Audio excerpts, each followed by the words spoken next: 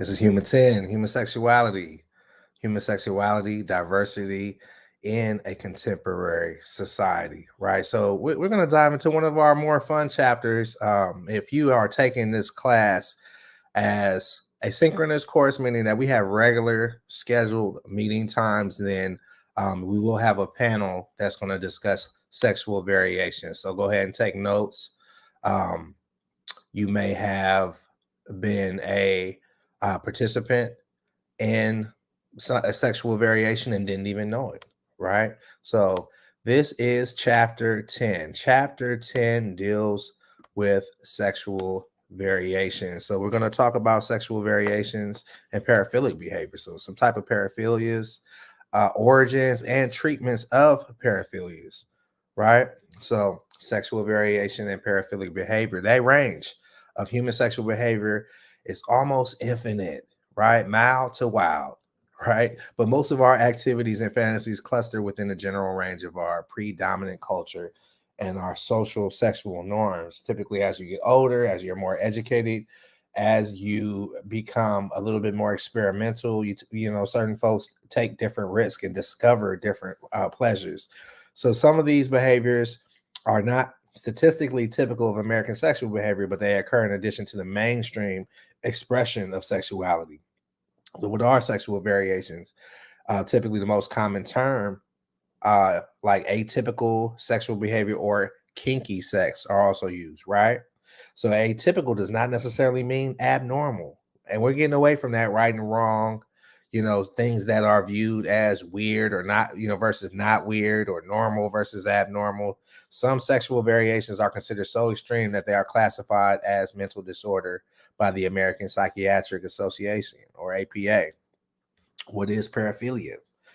An out of the ordinary sexual behavior that does not necessarily need psychiatric treatment, right? So there's a group of furries, right? And they get off by being around other furries or putting on these costumes, these animal costumes, to where they have a lot of fur on, right? This is a paraphilia, right? American Psychiatric Association, or the also known as the DSM, Diagnostic Statistical Manual of Mental Disorders, right? We're up to the fifth edition. And now that distinguishes between paraphilias and paraphilic disorders, which are considered harmful sexual behavior. So to be considered a disorder, it must be reoccurrent, that is occurring over a period of at least 6 months, right? Paraphilic interest, a particular impulse without distress, impairment, or history of acting on the urge. So people with paraphilia, the paraphilic behavior is the predominant sexual behavior. One important aspect is whether paraphilia involves coercion. So non-coercive paraphilias are regarded as being victimless. Coercive paraphilias represent non-consensual sexual activity that cause harm to other people. Coercive is force, right? And yeah, it's not a good thing, right? So these are different type of paraphilias, from exhibitionism all the way on down to zoophilia, having sexual activity with non-human animals, right? Some people refer to it as bestiality. Take time to pause, take notes, reflect. So what is paraphilia? Continue. Importantly, some seemingly related terms sound scientific but are really moral judgments. So nymphomania, a pejorative term referring to abnormal or excessive sexual desire in women, right? Satyresis, or abnormal or uncontrollable sexual desire in men, less commonly used because society expects men to be more sexual than women. Hypersexuality, a very high desire for or frequency of sexual activity in recent years. This is related to the label of sex addict, right? I remember R&B singer Eric Benet. I said the reason why he was not um, faithful to Halle Berry is because he was a sex addict. He suffered from hypersexuality. The frequency of paraphilia behaviors and desire. Paraphilia behaviors occur more often in males in all ethnic and socioeconomic groups and among all sexual orientations and identities. So overall rates of experiences have increased steadily. Increased use of the internet and depictions in popular media are likely factors. More men than women have experienced a paraphilic behavior at least once in their lifetime. So more men express a desire to experience paraphilic behavior, right? So figure one is the percent of men and women reporting at least one lifetime episode of a paraphilic behavior. And men are in that burgundy, they're more reddish color, and the women are in purple, that bluish purple. And you can see that men uh, are higher in a lot of areas. Take time, pause it, take notes, and reflect.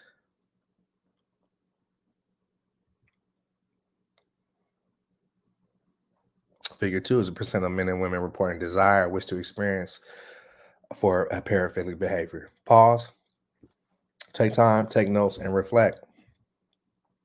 Now we're going to talk about fetishism. So this is sexual attraction to objects that become for the person with the fetish or sexual symbols. Fetish is usually required or strongly preferred for sexual arousal because of the way the object looks, tastes, smells, and or feels. So partialism is exclusive attraction to body parts, right? So attraction to feet, or the attraction to armpits, or this is considered in the realm of partialism. So most people have slightly fetish traits, right?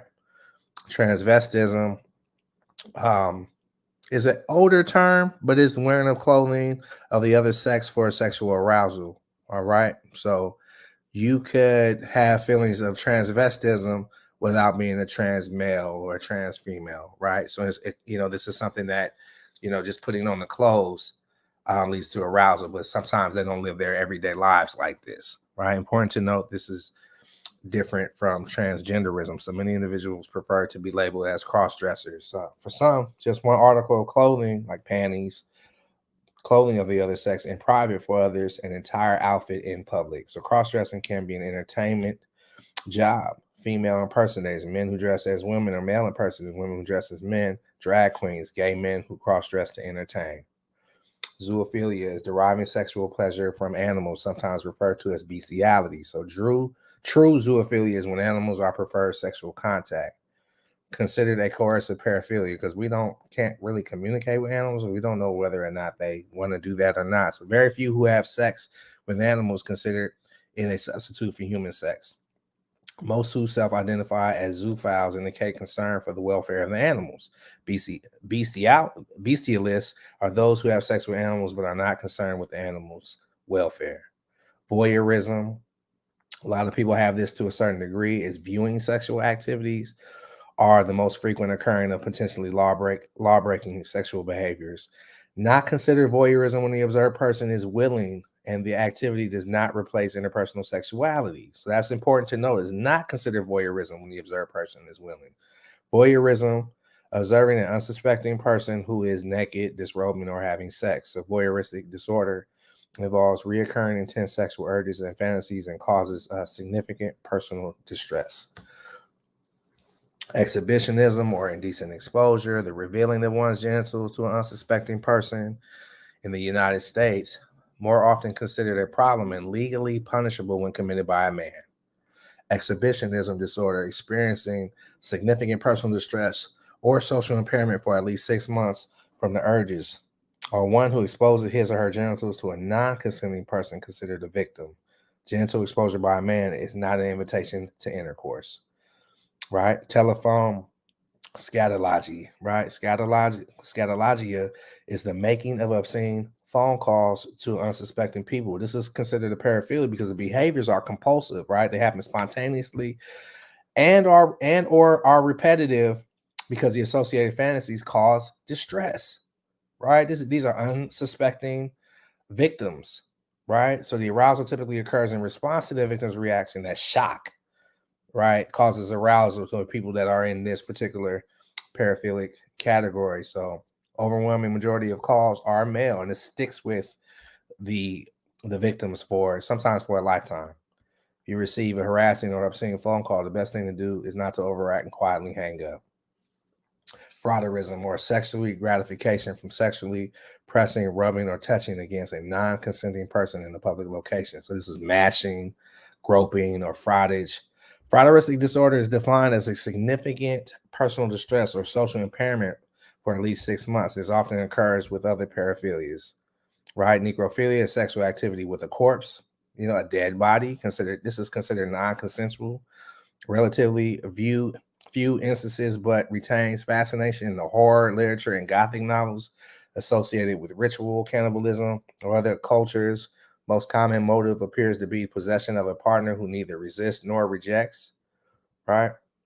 Pedophilia, characterized by sexual interest or focus on prepubescent children, right? So pre-puberty children, distinct from child sexual abuse, child molestation, and incest. So a person may have pedophilia sexual orientation, but not pedophilic disorder. So children must be 13 or younger, and the person with the pedophilic disorder must be at least 16 and at least 5 years older than the child.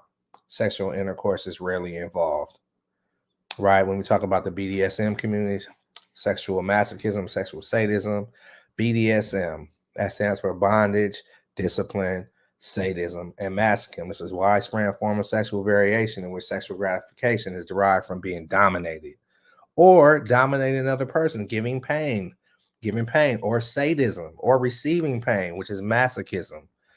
So the American Psychological Association does not list domination and submission, which is considered consensual, as a paraphilic disorder, right? Sexual sadism or sexual masochism can cause significant distress and involve a non-consenting partner. So these are listed as paraphilic disorders. Persons who practice BDSM are more likely than others to have psychological disorders.